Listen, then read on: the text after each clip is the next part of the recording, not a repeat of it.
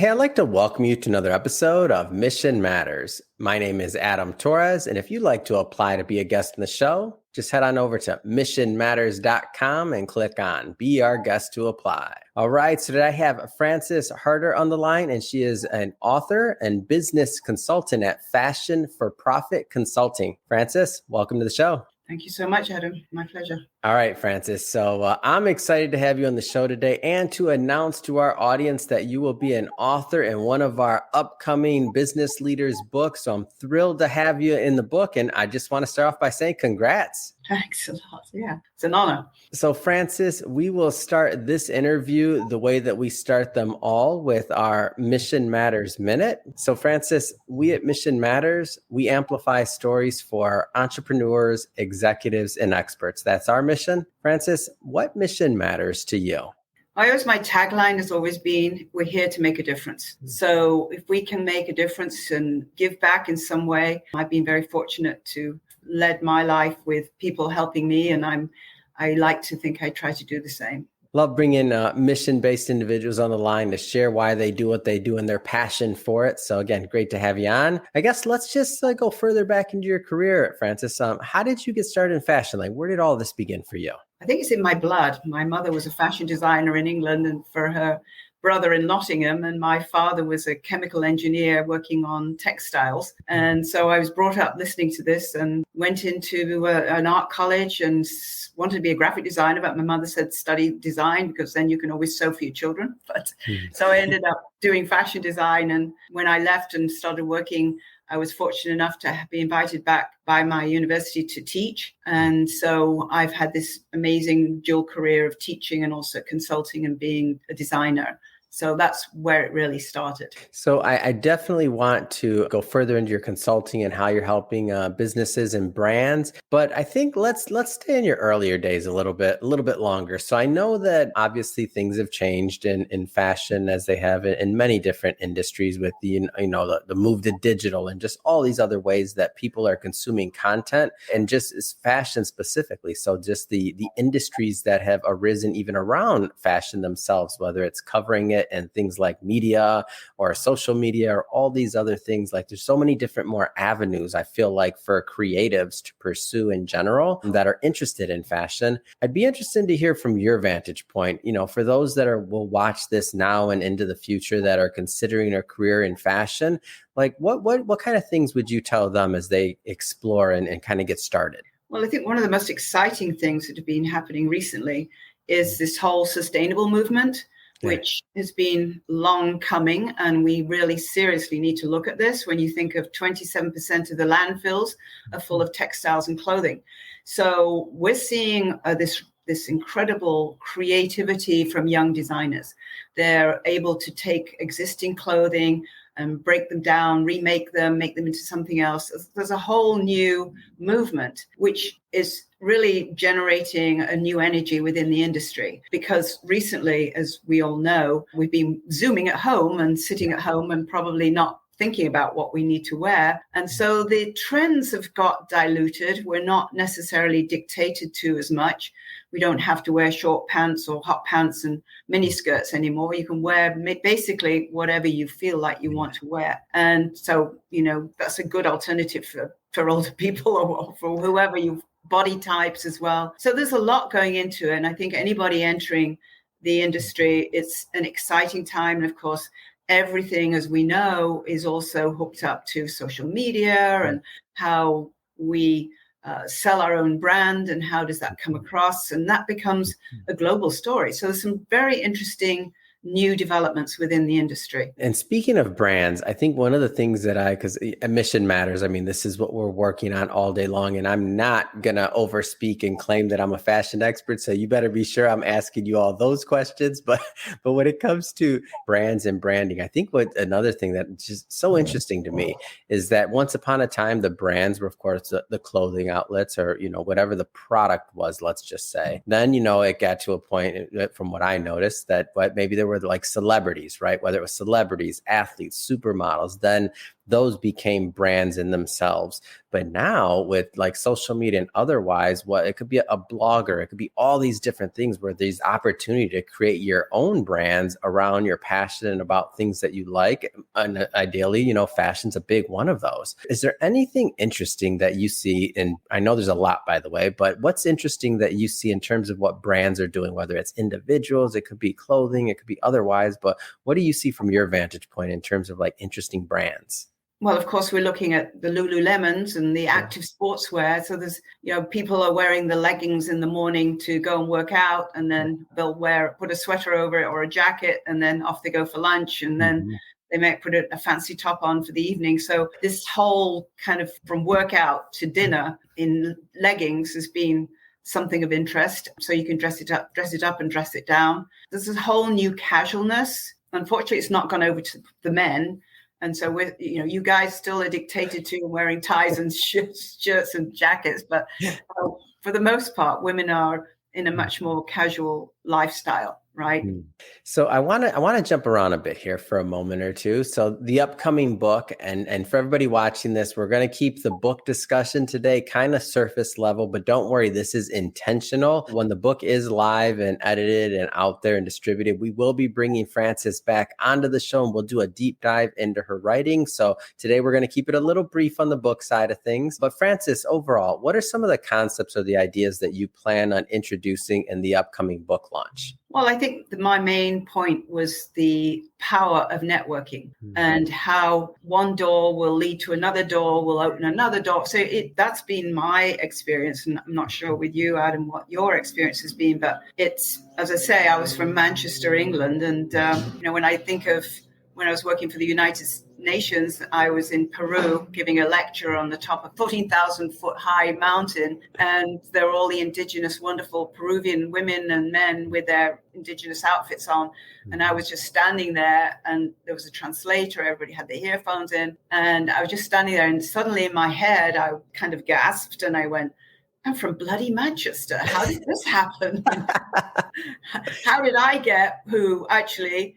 I'm dyslexic, so when I was younger, they didn't even know what that was. I was considered to be, okay, well, she'll forget it, but now when you look at what's going on and how people can be helped with these issues, that was really probably my turning point, was just having the luck of meeting people who helped me.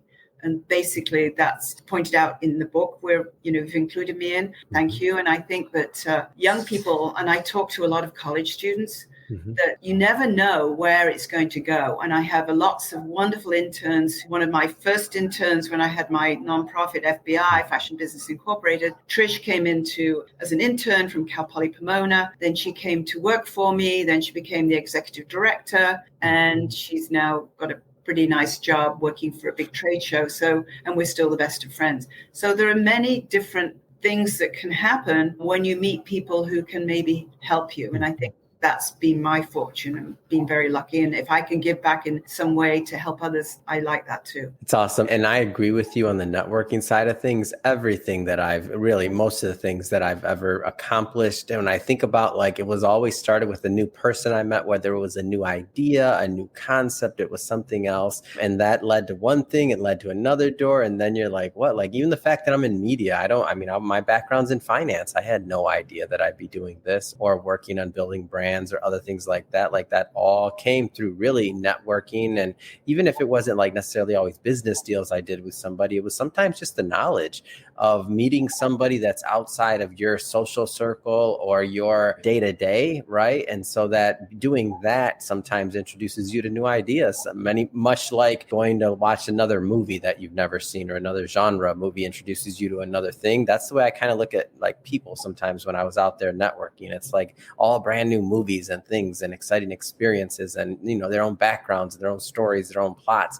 And so when I look at networking, I'm thrilled to get further into this with you, but I'm going to pause it there. We're going to jump around because, as I told the audience, hopefully we warmed up the audience in this one though, because you have something coming up in the book and I'm excited to get into that as well. But not in this interview. We'll do that next one. So just switching focus and topics slightly here, jump around a bit. I want to get more into your business itself. So Fashion for Profit Consulting. So tell us a little bit more about starting this business and kind of where it came from. Well, basically, it came about when I was teaching. As I said earlier, I was teaching for many years, and I was teaching at Otis College of Art and Design as a full-time faculty, and it was a great experience. While I was teaching there, I was very fortunate to be approached to design for a Japanese company, which I did. I had my name under license in Japan, and then I was approached by a consultant who wanted me to design for the Sultan of Brunei, and so I went out to Brunei and started working and designing for the Royal House of Brunei. And then also I was invited to design a line for Priscilla Presley that turned into 2 lines for home shopping. So I had this started, meeting people and realizing there were issues that were not being related to. I also saw and struggled myself when I started my own business and found sometimes things didn't turn out quite the way you planned. You never know how someone's going to react. And I was doing a children's line of clothing, and it was successful in Los Angeles. And then I got a showroom in New York asked me to give them duplicates there because they said they could sell it well. And I sent them all off. I was so excited. And then I never heard anything. And I asked a friend of mine who's a designer in New York at the time, I said, Kathy, can you go and check on my clothing in the showroom? And she did. And she called me at the end of the day and she said, well, yours are hanging very prominently in the showroom window. However, not with your label in it. So I had a big bump learning experience, with finding out that and realizing, you need to check people out when you start doing business with people.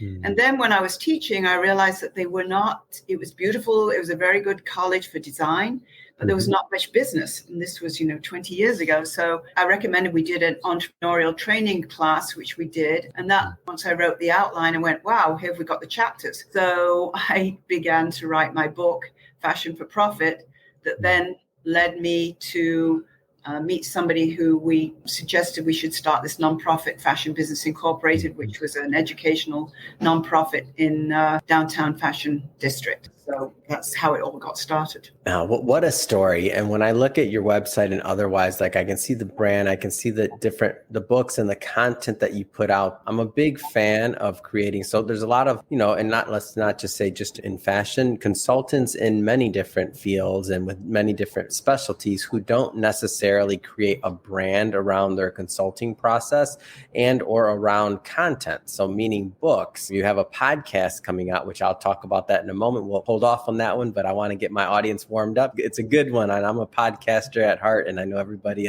that's been watching this show for a long time knows I love talking about podcasts. But circling back, so the brand side of things, like when I looked at your website, when I looked at like the idea that you're putting out content, that you're branded and that you have a framework, to me, it stands out versus other things in the space. Like what went into creating your brand and maybe some of the content that you're putting out there? Because it's unique. Thank you. It started to all come together when I founded the Fashion Business Incorporated and realized there were many creative people out there who start a business, but they have the creativity, but they don't have the business side. Or on the opposite side, you can have the business side, but not understand the creative side. So I developed these different courses from the Fashion Business Incorporated. We also got funded through the city and we did job retraining. So people who got displaced or were in jobs, we would help them get certified in a better position with short-term training, which I believe the educational system needs to go back more to apprenticeships, short-term training. You don't necessarily have to go for 4 years and get into debt for $250,000. You can learn on the job and maybe take some classes on the side. And I also believe that being immersed in the industry is probably the best way for you to learn. So there are lots of changes coming about beside, for the educational side that I think is exciting. And for the creatives out there, I mean, I'll be interested to have you weigh in on this. So you happen to have the skill set, and of course you worked on it, where you had the ability to do the business side and the creative side. But I talk to creatives all the time who maybe they just don't necessarily like the business side as much, or they don't maybe understand it as much. And I'm like, well, then you got to find a partner. You got to find somebody else that does, because otherwise You could spend a lot of time doing, great work and really never extract the value out of it or really benefit from it long term. And then maybe if you can't monetize it or get to where you need to be, then it maybe at some point you even stop just because it's like it maybe isn't what you're able to do, right, to provide the type of lifestyle you want. Interested to hear you weigh in. So is that like if somebody's strictly creative, doesn't have the business side of things, like what do you think they should do? I think they should learn before they start. I think that, and I've spoken to somebody this week, one of my clients, and she's done some really beautiful designs and she's got some orders. But I asked her to send me some cost sheets, and she sent me the cost sheets and they were totally inadequate. It won't work. So one of the first things, if you want to make money, obviously you can create something and you want to bring money back in, you have to have a plan. And the plan needs to be, where does that money come from for you to grow your company? So these are the things that we talk about that, you can start off. And actually, it is a good time to start because you start small and grow organically. That's a good way, especially with all the social media and you start selling from B to C, direct to the consumer. It's a good way for you to cut out that middleman who is adding on 120%. So there's some very good, interesting things going on business-wise. If you want to be creative, that's great. But it's not everything. It's only a very small portion of being successful. So you certainly need to understand the business side. Where does your money come from? And people say, oh, I can get a loan. Well, no, that doesn't happen like that, or have you got collateral? Can you use your home as a collateral? Oh, I don't want to risk that. And I say, well, you expect a bank to risk it, but you're not willing to risk it. Yeah. So get a good understanding of how you're going to fund your business, because otherwise, lots of them will perish because they haven't got that ability to understand the business side. I understand that you also do. I mean, you're multifaceted in this industry, obviously. And I think for anybody watching this at this point, they understand that you have a deep skill set. I was kind of surprised to hear, I didn't really understand that this was a niche within fashion, but you're also doing expert witness work. Tell me a little bit more about that. Yeah, it's very interesting. I like a challenge. And I used to play a lot of sports when I was younger. And I always say, sometimes you win, sometimes you lose, right? But with expert witness work, it's basically a lot of it's to do with copyright, trademark infringements, people stealing other people's prints. This is a big one. Colleges seem to teach students that they can scan in a design and then manipulate it and change it 30% and then think it's theirs. Well, if it looks the same at 10 foot, it is the same. And you're going to get sued. So thinking originally, there's a lot of trademark or patent infringements I'm working on at the moment. But I had a big case with the IRS, which was interesting.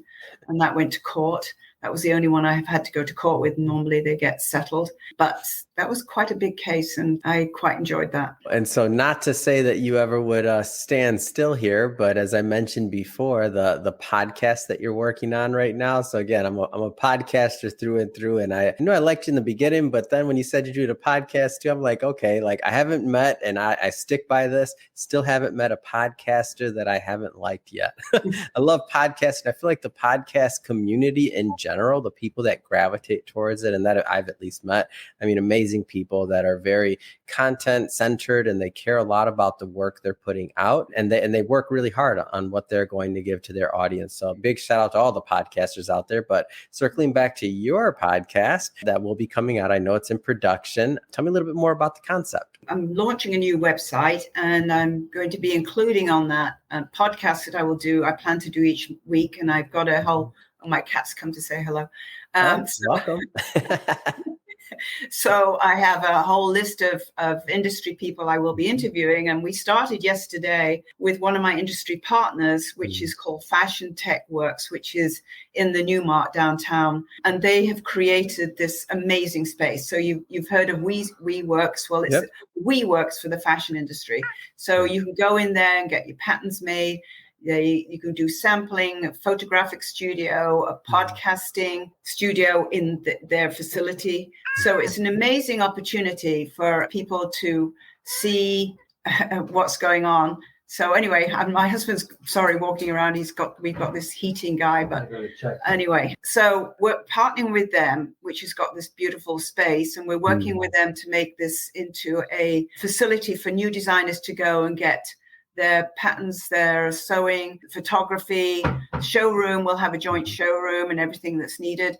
And then the other thing that we will be doing is working with them on the podcasts as well. So it's a big undertaking, but as you know, you have to have a team. Oh, yeah. And the team is important, the people who are around you to help support you. So I've been very fortunate to be working with them, and I think it's going to take off.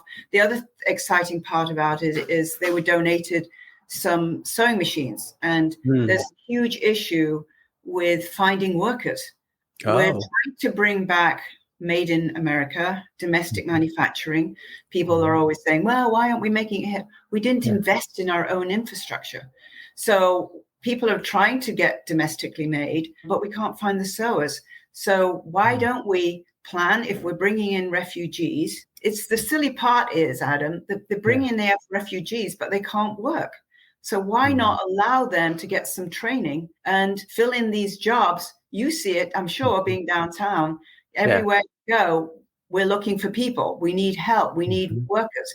So I'm saying we could do training there as well, which I think will be an amazing opportunity to get people into jobs. You know, the minimum wage now is $17 an hour. So, you know, it can be a good step up for them. No, I agree. And I see it. So I see it. And in the work, and that there's just opportunity. There's so much opportunity, because at the end of all of this, I mean, what are we trying to do? We're trying to have people add value. Like, people want to work. People want to add value. I feel most, I'd say the majority want to add value to the system. And if we can help them along the way, as you said earlier, some type of training program, something that allows them to learn a skill that allows them to add value to the overall system, all the better. Like, we're all the better for that. Absolutely. Yeah, no, I'm all for that. So if we can help them, and it will help the industry as well. So, and our own economy. So I also understand you're doing some work with the United Nations. I mean, you're a busy woman. Like, how did this come about? Well, through doing seminars, basically in Magic for the trade show there in Vegas, there was somebody from the United Nations sitting in the audience. And speaking of networking, as you said, right? Like,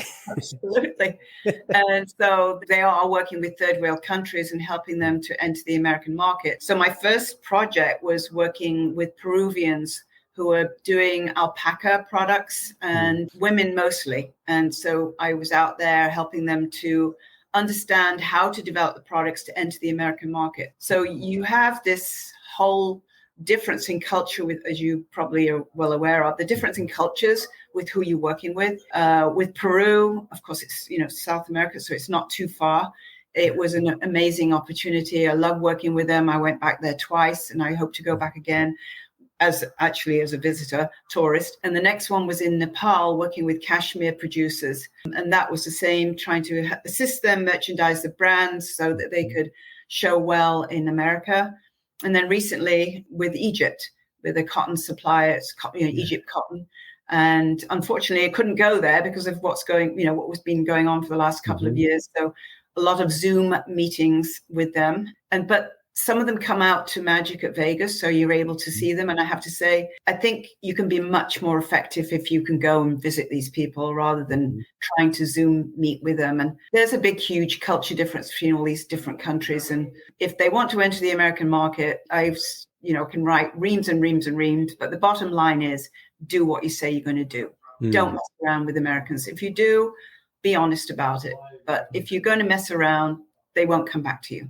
Well said, and great perspective from your vantage point of being a thought leader in the space for a long time and working in the space too. So well said. Well, Francis, I have to say it has been great having you on the show. I mean, you got a lot going on, everything from obviously the rebrand, your website that you'll be launching, your podcast. We have a book together we're launching. I have to just say, and I'm sure I forgot a couple of things, but I have to say, so what's next? I mean, what's next for you? What's next for your brand? Well, I'm now working on doing my 11th edition of Fashion for Profit. We were in the 7th one. So I'm updating that with the help of a good friend of mine, Nancy Spalding, and we're busy on updating the sustainability part, which is, as I said earlier on, a very big part of the change in the industry. from everything from the dyes to the way cotton's grown to how it's manufactured and what happens to the waste, things like that. There's some really interesting things happening. If somebody's watching this and they want to follow up and learn more and connect with you and your brand, what's the best way for them to do that?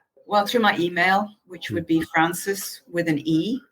I can't tell you how many people spell it with an I, but I keep saying I'm not the Pope yet, but Frances with an E at fashionforprofit.com, forprofit.com. So you email me and I'll be happy to help you in any way I can. That's wonderful. Again, appreciate you coming on to the show. And speaking of the audience and everybody that's watching this, if this is your first time connecting with Mission Matters or listening to an episode, we're all about bringing on business owners, entrepreneurs, and executives and having them share their mission, the reason behind their mission, why they do what they do, and what we can all learn from that so we can all grow together. If that's the type of content that sounds interesting or fun or engaging to you, hit that subscribe button because we have many more mission-based individuals coming up on the line and we don't want you to miss a thing. And Frances, really, it has been a pleasure. Thank you again for coming on the show. Thank you. Give me the opportunity. I appreciate it, Adam. Thank you.